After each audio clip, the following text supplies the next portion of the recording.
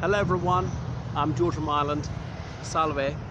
So here I am at the Circus Maximus in Rome, and this was the Chariot race track in ancient times. You can see where some of the posh seating was. Astonishing it survived, considering some of this you see here is well over 2,000 years old. If only could build things that well today with all the good materials we have. And look at this tower here, so they could observe what was going on and also signaled how many laps had been run.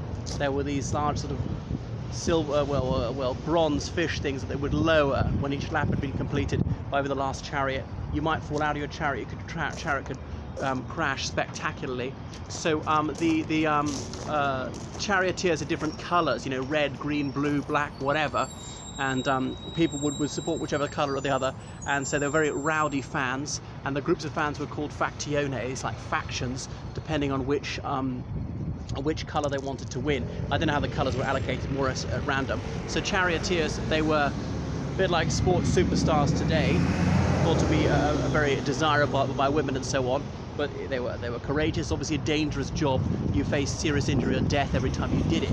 You're going at top speed, you want your chariot to be as light as possible, go as fast as possible, but obviously if it's too light, if it's too fragile, could break on the way, you fall at top speed, you know, could be going 60 miles an hour, get trampled by the other horses or whatever. Even just hitting the sand at that speed wouldn't do you much good. You may have seen Ben-Hur with them whipping each other. I'm not sure if that went on. What else about that? So they usually had 4 horses pulling a chariot. Why not have more than 4 horses? I don't know if that was banned, but it might have been just it was more difficult to execute the turns if you had too many horses and there wasn't that many space. So there wasn't that much space. So it could give you an image of what it was like here. So we packed crowds. It was free to watch these things. Games would be put on. Remember, they would have bread and circus to keep the plebes happy. Panem et circenses. So just entertainment, and various politicians would put these on, and so it's meant to keep the working class of Rome satisfied. That and a good bloodletting in the Colosseum, people being torn apart by wild beasts, gladiators hacking each other to death. And once you defeated someone as a gladiator, had them on the ground at your mercy. So thumbs up or thumbs down. Now, contrary to what you might believe, I know for us thumbs up is good news, but thumbs up for them meant like stab him, whereas thumbs down might just like put your sword away, let him live. And one had was a rhetor, was like a fisherman with a net and then a trident.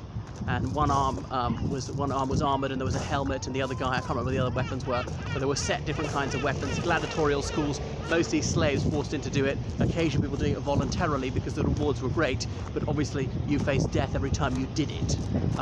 So that was it. That's the astonishing thing, how civilization and savagery can coexist in one society or even in one individual. In some ways, the most sophisticated people in the world had all the scientific knowledge, greater architecture and engineering, and yet barbaric in other ways, seeing people killed just for entertainment, sometimes in the Colosseum just having people's throats cut, no fight even, things like that. So when the animals came out to devour Christians and the like, they had to be not fed for 3 days to make them hungry. But sometimes when they came out, these wild beasts brought in from Africa, and they heard the roar of the crowd, they were sometimes frightened and just sat down, so the beastmaster might be killed for not having provided good entertainment. So that was it. It was a very bloodthirsty society here in Rome. Okay, so the Circus Maximus, their concerts held here, remember Live 8 2008, not in this exact spot but close to here. So we're close to the Aventine Hill, one of the famed 7 hills of Rome. Another thing about Rome is here behind me, that's the United Nations building. You might see the United Nations flag, the sky blue flag with a white map of the world on it, and these laurel wreath below it. This is where the World Food Programme is based. That's the United Nations agency. Just trying to make sure that famine relief is distributed, that enough food is grown for our burgeoning population. Anything else I should say about that? That's probably enough. So that's the Circus Maximus, giving us so many words like circulate and circle and so on, but that's partly because of the Greek word kuklos. Okay, that's enough from me. So please follow me on Instagram, on Twitter, on Facebook.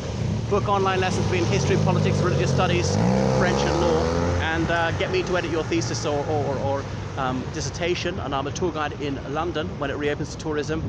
So yeah, please subscribe. See my British poetry channel and indeed my English law channel. Toodle pip.